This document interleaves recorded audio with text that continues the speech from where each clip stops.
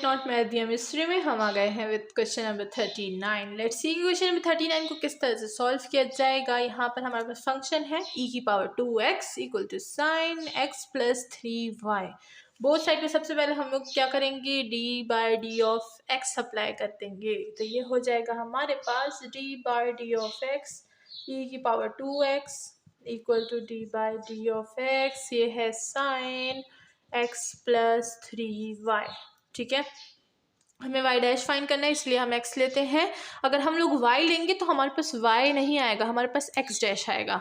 इस बात को समझा जो है आपको समझ लेना था पहले से ही, काफ़ी पहले। ठीक है, अगर किसी के माइंड में क्वेश्चन आ रहा है तो इसलिए मैं बता रही हूँ इसके। ठीक है, अलग जब भी मैं कोई एक्सरसाइज सॉल्व करती हूँ तो बीच बीच में मुझे ऐसे क्वेश्चन आते हैं कि स्टूडेंट्स ये भी तो समझ सकते हैं, स्टूडेंट ये भी समझ सकते हैं। ठीक है, क्योंकि ऐसा ही होता था, ये हमारे साथ भी होता था, इसीलिए। ठीक है, नाउ नेक्स्ट बढ़ते हैं। e⁻2x का डेरिवेटिव क्या होता है, e⁻2x ही होता है, लेकिन 2x का अगेन हम डेरिवेटिव ले लेते हैं तो वो हो जाएगा हमारे पास कुछ इस तरह से।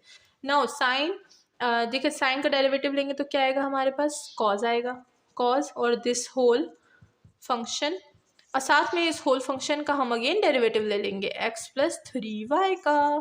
तो ये होगा हमारे पास 2x e⁻2x equal to cos x plus 3y, और x का डेरिवेटिव लेंगे विद रिस्पेक्ट टू x तो 1 आएगा, प्लस 3y का डेरिवेटिव लेंगे तो क्या आएगा, 3y डैश आ जाएगा। सही, ना आगे बढ़ते हैं और बस 2 स्टेप्स में इसका आंसर ख़त्म करते हैं हम। अब यहाँ पर है हमारे पास, ये हमें करना है y डैश को फाइन, तो हम क्या करेंगे, इसको डिवाइड कर देंगे। यहाँ पे ये हो जाएगा हमारे पास 2x e⁻2x divide cos x plus 3y। ठीक है, अब यहाँ पर अगर हम देखें ये है 1 प्लस 3y डैश, 1 भी हमें नहीं चाहिए तो 1 भी उधर ट्रांसफ़र हो जाएगा। ठीक है, तो ये हो जाएगा हमारे पास -1 इक्वल टू 3y डैश। अब हमें 3 भी नहीं चाहिए भाई, हमें ये वाली चीज़ें भी नहीं चाहिए, तो चलिए अब हम क्या कर लेंगे, 3 को बोथ साइड डिवाइड कर देंगे। तो ये हो जाएगा हमारे पास, तो सबसे पहले हम क्या करेंगे, इधर एलसीएम से इसको सॉल्व कर लेंगे, फिर 3 को जो है डिवाइड कर देंगे। तो ये हो जाएगा हमारे पास 2x with e⁻2 of x, साथ में माइनस ये हो जाएगा cos x plus 3y divides cos x plus 3y equal to ये हो जाएगा y डैश, और 3 को मैं यहाँ पर डिवाइड कर दूँगी। ठीक है, और इसी के साथ हमारे जो डेरिवेटिव्स हैं वो आ गए हैं। होप कि सबको समझ आ गई होगी। नाउ चलते हैं इस टॉपिक के लास्ट क्वेश्चन की तरफ, जो कि है क्वेश्चन नंबर 40, जिसमें हमें दिया गया है tan। जब क्वेश्चन में आता है तो बहुत ही मज़ेदार हो जाता है, वो क्यों मुझे नहीं पता, बट मज़ेदार हो जाता है। ठीक है, तो देखते हैं कि tan वाले क्वेश्चन जो है वो हम लोग कैसे करेंगे। क्वेश्चन नंबर 40 है, और मुझे बताइएगा कमेंट सेक्शन में कि आप में से किस किस को जो है वो tan वाले क्वेश्चन पसंद है। चलिए, ये है हमारे पास tan y equal to e⁻x plus natural log of x। तो शक्ल से तो बहुत ईजी लग रहा है, लेट्स सी ये ईजी होगा भी कि नहीं। सही है, अगर हम लोग यहाँ पर देखें तो बोथ साइड हमने क्या करना है, डेरिवेटिव्स फाइंड करने हैं। तो बोथ साइड हम लोग d/d ऑफ x करेंगे। ये हो जाएगा हमारे पास tan y with d/d of x। ठीक है, equal to e⁻x plus natural log of x with d/d of x। तो यहाँ पर सबसे पहले अगर हम लोग देखें तो tan का डेरिवेटिव क्या है, होप कि सबको याद हो कि tan का डेरिवेटिव क्या होता है।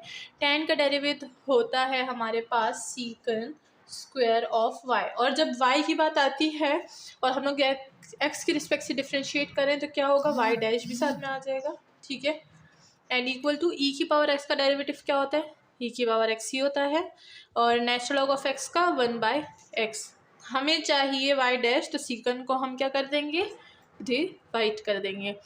और अगर हम लोग उससे पहले देखें तो इसको हम लोग सॉल्व कर सकते हैं। कैसे, इसको हम लोग सॉल्व कर सकते हैं, x e⁻x प्लस ऑफ 1। ठीक है, अब अगर मैं सीकन स्क्वायर को जो है वो जो है ख़त्म करूँगी तो वो किस तरह से ख़त्म कर दूँगी। सीकन स्क्वायर हमारे पास क्या होता है, सीकन स्क्वायर को हम लोग लिख सकते हैं secant square y equal to 1/cos cos square of Y. क्या मैं पहले भी ये चीज़ बता चुकी हूँ? ऑफ कोर्स इसको मैं बता चुकी हूँ बहुत ही ज़्यादा दफ़ा जब भी हम लोग tan सॉल्व करते हैं, ठीक है। तो अब मैं क्या करूँगी, इसको पुट कर दूँगी यहाँ पे और देखते हैं हमारे पास आगे क्या होने वाला है। तो ये हो जाएगा 1/, इसमें थोड़ी कम है, ये हो जाएगा हमारे पास 1/, cos square of y with y dash. यहाँ पर मैंने पुट की है सीकेंट स्क्वायर की वैल्यू इक्वल टू, मैं ये यूज़ करूँगी क्योंकि ये सिंप्लीफाई है ज़्यादा, ठीक है। ये हो जाएगा x e की power x plus 1 divide x, ठीक है। अब कॉस स्क्वायर हमें नहीं चाहिए, हमें सिर्फ वाई डैश चाहिए, तो कॉस स्क्वायर को मैं इधर मल्टीप्लिकेशन में डाल दूँगी, ठीक है। It's your own choice. लेकिन जब भी हम लोग सीकेंट स्क्वायर यूज़ करते हैं तो उसके लिए हम लोग सिंप्लीफिकेशन भी अगर होती है तो हम यूज़ कर लेते हैं, ठीक है।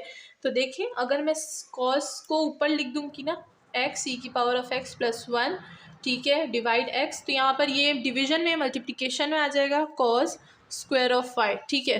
एक ये हो गया। और अगर आप कह रहे हैं कि हम कॉस स्क्वायर नहीं यूज़ करें तो सीकेंट जो है डिवीजन में आ जाएगा। किस तरह से? वो हो जाएगा हमारे पास x e की power x plus 1 divide x और साथ में आ जाएगा हमारे पास सीकेंट स्क्वायर ऑफ y, ठीक है। मतलब एक ही बनता है दोनों का, ठीक है, मतलब दोनों का एक ही बनता है, लेकिन this is the more simplify value, ठीक है। क्योंकि जब भी हमारे पास 1/, सीकेंट स्क्वायर आता है तो उसके लिए हम लोग कॉस स्क्वायर को ज़रूर यूज़ करते हैं, ठीक है। दोनों में से कोई भी यूज़ कीजिए, बट अगर आप ये वाला यूज़ करेंगे this is very appropriate answer. और इसी के साथ हमारा क्वेश्चन नंबर 40 जो है वो सॉल्व हो चुका है। नाउ नेक्स्ट मिलते हैं नेक्स्ट वीडियो के साथ विद 41+ क्वेश्चंस करेंगे। होप कि सबको समझ आ गए होंगे एंड साथ में मुझे कमेंट सेक्शन में बताइएगा आपको मेरी वीडियोस कैसे लगती है, ठीक है। और जल्दी इस चैनल को सब्सक्राइब कर दीजिए और साथ में आप मेरी ऑनलाइन क्लासेस भी ज्वाइन कर सकते हैं जिसकी सारी डिटेल्स वीडियो के एंड में है। Thank you so much for watching this video.